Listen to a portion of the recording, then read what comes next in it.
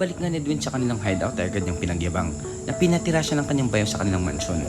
Napagtanto nga din daw ni Edwin na kunin ang bayo niyang si Ramon na mamuhunan sa negosyo nila at papasukin ng pagbebenta ng cocaine. Sa kabilang banda, nakita naman nila kidlat si Rhoda kaya't agad nila itong sinundan. Dito nga nakita nila na pumasok ito sa isang bangko kaya't naisipan nilang tambangan si Rhoda sa labas.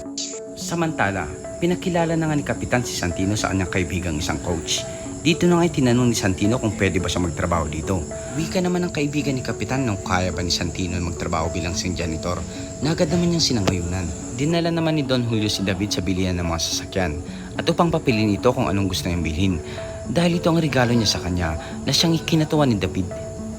Sa kulungan nga'y sinabi ni Enteng na madami parang nangyayari sa loob ng kulungan na kahit nasa loob sila ay mukhang tagilid sila kahit kailangan nilang doble ingat dahil mga preso ang kanilang kalaban. Nagtatampo na nga itong si Tanggol dahil sa hindi pagbisita ni Tinding, Santino at ng kanyang inay.